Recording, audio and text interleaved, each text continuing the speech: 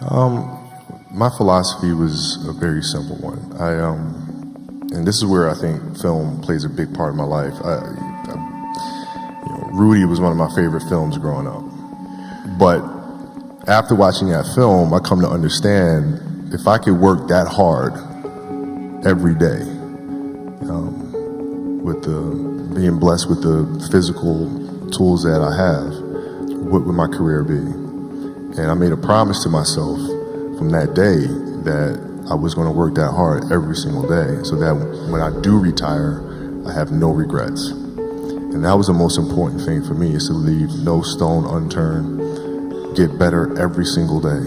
And if I lived that way, then over time, I'd have something that was beautiful. But that was my philosophy. It seems like a pretty simple one, but if you live your life to just get better every single day, you do that for 20 years, what do you have? Yeah, well, Phil introduced meditation to us when he came to our team in 99, 2000. And it was something that I instantly gravitated to because I could see the effects. I used to watch, studying the games, the Bulls teams, and watching their demeanor, watching their composure, playing in a tough place in like Utah, doing the finals and being down 17. But everybody was like this. You couldn't tell if they were down 17 or up 20 or a tie game. It never changed. And I was wondering why the hell that is. And that's when I started doing more research. And when Phil came, I immediately gravitated to it and found myself accepted the challenge of finding what that space is. And for the 81-point game, man, to be honest, I wasn't even thinking about the game. My knee was hurting so much. I didn't know then, but I had a flapper joint of cartilage stuck in my joint line. And so my mind was really trying to go to a place where I don't feel that pain. And the game started, and because of that, I was just in a different space. I wasn't worried about what was to come. I wasn't worried about what just happened. I was just here. And when you're just there in the moment, playing plays right in front of you, your focus is heightened because nothing else matters. Well, here's why practice was important to me. Not from just the standpoint that I enjoyed playing. Like, I enjoyed being there. I enjoyed getting better. But as a leader of a team, it's also your responsibility to elevate the rest of the guys. And what people tend to get stuck on a lot is saying, okay, the way to make players better is to pass them the ball when they're open.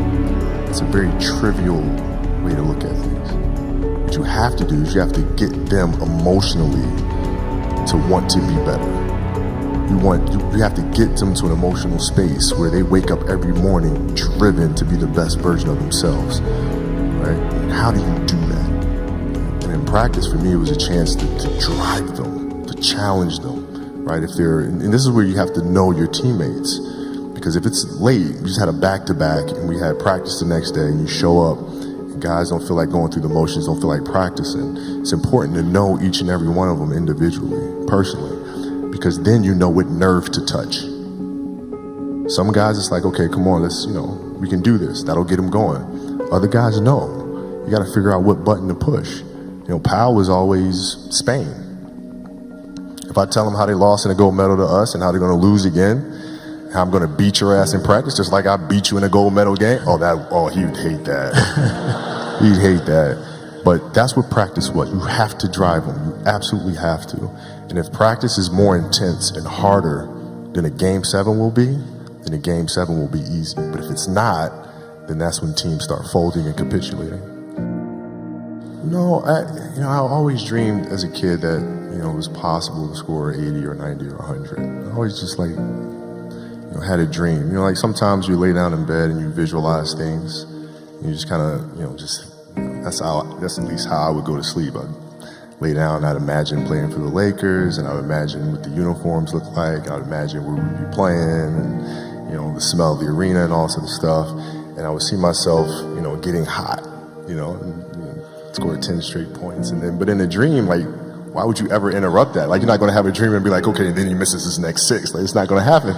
So you just keep dreaming and dreaming and dreaming. And before I go to sleep, I'm at 120 points, And so when you grow up, downloading that into your brain over and over and over.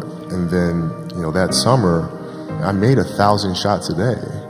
1,000, right? That's on top of weight training and my conditioning. I made 1,000 shots, and it weren't just shots. It were shots that you saw in that game. They were specific shots. I mean, it was coming out of the corner, going to the pinch post, footwork in the post, coming off the screen. It was very specific.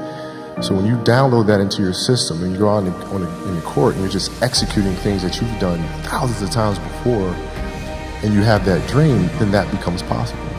That would be the way you would express it. Sure.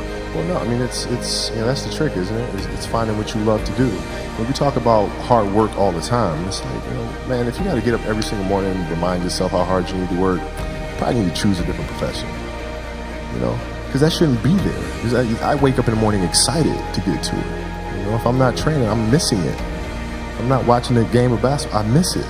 There's no place I'd rather be. And if you have that feeling, then you're truly doing what God has put you on this earth to do.